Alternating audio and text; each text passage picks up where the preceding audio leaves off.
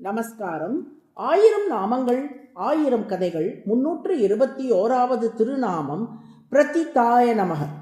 அறவழி தவறிய மன்னர்கள் அதிக அளவில் பூமியை ஆண்டு வந்த நிலையில் அவர்களை அழித்து நல்லறம் செழிக்கும்படி செய்ய வேண்டும் என்று விரும்பினார் திருமால். அதனால் ஜமதக்னியின் மகனான பரசுராமருக்குள் தனது சக்தியை செலுத்தினார். பரசுராமர் மூலமாக பல தீய மன்னர்களை அழித்தார்.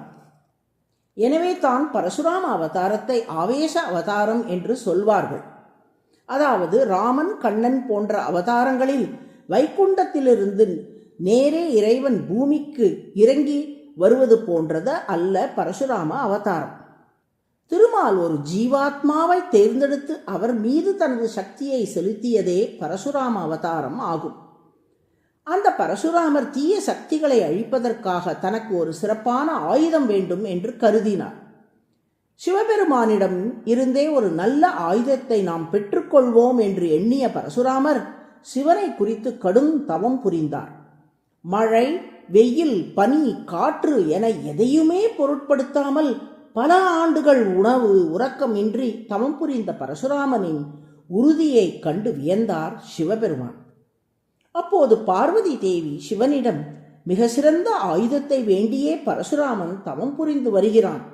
நாம் இருவரும் மழு கோடாரி எனும் ஆயுதம் ஏந்தி இருக்கிறோமே, அதை போலவே ஒரு மழுவை இவனுக்கும் தந்துவிடலாமே என்றாள்.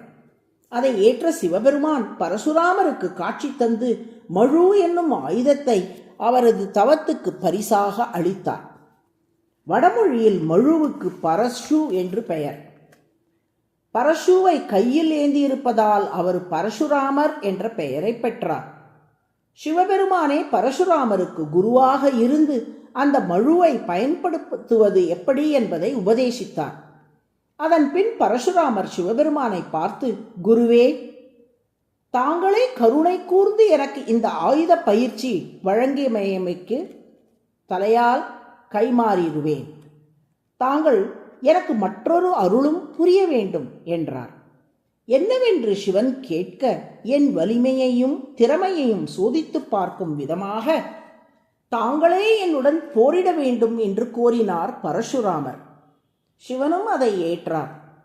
அதைத் தொடர்ந்து பரசுராமருக்கும் சிவனுக்கும் நடந்த போரிலே பரசுராமர் சிறப்பாக போர் புரிந்தார். தனது மழுவால் சிவனின் நெற்றியில் தாக்கிவிட்டார். ஆனால் அதற்காக கோபம் கொள்ளாமல் தனது சீடன் சிறப்பாக போர் புரிந்ததை எண்ணி பூரித்தார் சிவன். அப்போது வானில் தோன்றிய திருமால், பரசுராமா, உன்னை யாராலும் வெல்ல முடியாது.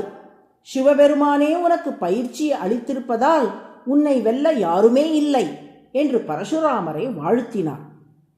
பரசுராமரும் கையில் மழுவேந்தி தீய சக்திகளான மன்னர்களை அழித்தார். பல நூற்றாண்டுகள் கழித்து ராமனாக அவதரித்த திருமால் சீதையை மனம் புரிந்து கொண்டு மிதிலையில் இருந்து அயோத்தி நோக்கி திரும்புகையில் அவரை வழிமறித்த பரசுராமர் தனது வில்லை காட்டி அதில் ராமனால் நான் ஏற்ற முடியுமா என்று சவால் விட்டார். ஆனால் அனாயாசமாக அந்த வில்லை வாங்கிய ராமன் அதில் நான் ஏற்றி காட்டி பரசுராமரை வீழ்த்தி விட்டான். ராமன் திருமாலின் அவதாரமே என அப்போது உணர்ந்து கொண்ட பரசுராமர், திருமாலே, முன்பு சிவனை நான் போரில் வென்ற போது என்னை யாராலும் வெல்ல முடியாது என்றீர்கள். இப்போது நீங்கள் என்னை வென்றுவிட்டீர்களே என்று கேட்டார். அப்போது அருகிலிருந்த வசிஷ்டர், பரசுராமரே, நீங்கள் திருமாலின் ஆவேச அவதாரம். ராமபிரான் திருமாலின் முழு அவதாரம். முழு அவதாரத்தின் எதிரே ஆவேச அவதாரம் எடுபடாது.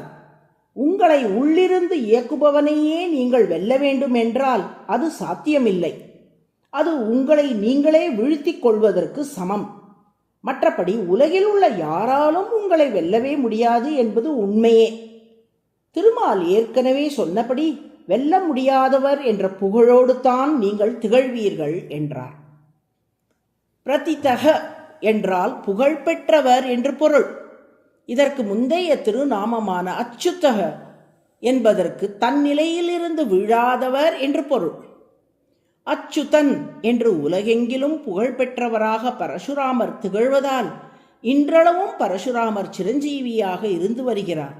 அவர் பிரதித்த என்று அழைக்கப்படுகிறார். அதுவே சகஸ்ரநாமத்தின் 321வது திருநாமம்.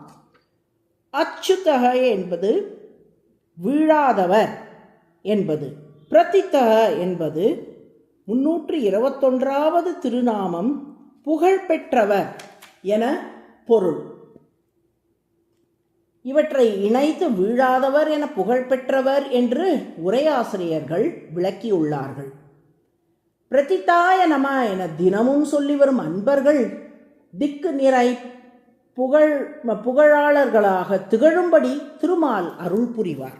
நாராயண நாராயண.